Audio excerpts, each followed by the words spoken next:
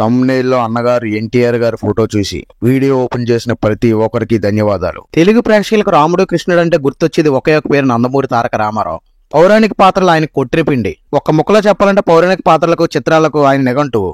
రాముడు, కృష్ణుడు, దుర్యోధనుడు, భీముడు, రావణుడిగా ఎన్నో పాత్రల్లో ఒదిగిపోయాడు. కృష్ణుడిగా దాదాపు అత్యధిక సార్లు తెరపై కనిపించి రికార్డు సృష్టించాడు. మరి అంత పేరు ప్రఖ్యాతులు సంపాదించిన ఆయన తన సినీ ప్రస్థానంలో నారదుడు, హనుమంతుడు పాత్రలు మాత్రం వేయలేదు. ఇదే విషయాన్ని ఓసారి ఆయన వద్ద ప్రస్తావిస్తే, అప్పట్లో షూటింగ్ జరుగుతున్నప్పుడు తరచూ కరెంట్ పోయేది. మళ్ళీ ఎప్పుడు వస్తుందో తెలియదు. కరెంట్ వచ్చేదాకా అందరూ ఫ్లోర్ బయటకు వచ్చి కూర్చొని పిచ్చాపాటి మాట్లాడుకునేవాళ్ళు. అలా ఓ చిత్ర షూటింగ్ సమయంలో కరెంట్ పోతే ఫ్లోర్ బయట కూర్చొని ఎన్టీఆర్ పౌరాణిక పాత్రల గురించి మాట్లాడుతున్నారు. అందరూ ఆసక్తిగా వింటున్నారు. అక్కడే ఉన్న రావి కొండలరావు మధ్యలో కల చేసుకుని, అన్నగారు నారదుడు, హనుమంతుడు వంటి ముఖ్య పాత్రలే కదా, ఆ పాత్రలో మిమ్మల్ని చూసే అవకాశం ఉందా అని అడిగారట.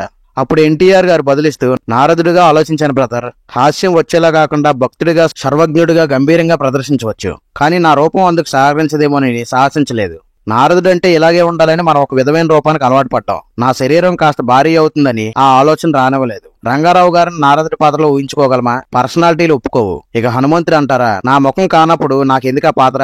మాస్క్ తో నటించాలి, ఫిజికల్ మూవ్మెంట్స్ ఎక్కువ కావాలి అని సమాధానం చెప్పారట ఎన్టీఆర్ గారు. ఒకప్పుడు చెన్నైలో ఎన్టీఆర్ గారి ఇంటికి యాత్రా స్పెషల్ బస్సులు నడిచేవి. ఒక కృష్ణుడిగా, ఒక దుర్యోధనుడిగా ఆయనే డైరెక్ట్ చేశారు. అందులోని దుర్యోధనుడి క్యారెక్టర్, ఆ టేకింగ్ ఎక్స్ట్రాడినరీ.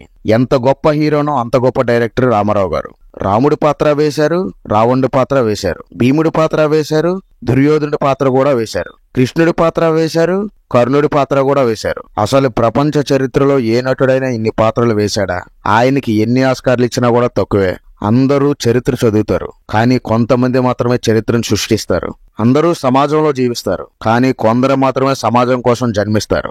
జీవితంలో ఆయన ఎక్కని శిఖరాలు లేవు. కష్టపడితే ఫలితం, లేదంటే అంతా మిథ్య అన్నది ఎన్టీఆర్ గారు ఉగ్గుపాలతో నేర్చుకున్న విద్య. తెలుగువారికి రాముడు అతడే, కృష్ణుడు అతడే, భీముడు అతడే, భీష్ముడు అతడే, రావణుడు అతడే, రాధేయుడు అతడే, రారాజు సుయోధనుడు కూడా అతడే. ఎన్టీఆర్ ఏ పాత్ర ధరించినా రక్తి కట్టించి, రక్తముడికించి వన్స్ మోర్ అనిపించే తెలుగు ప్రజల గుండెల్లో నిలిచిపోయిన ఆరాధ్య దైవం మన ఎన్టీఆర్. ప్రపంచానికి ఒక్కడే ఎన్టీఆర్. ఎన్టీఆర్ లాంటి నటుడు మళ్ళీ పుట్టడు, పుట్టబోడు. జై ఎన్టీఆర్.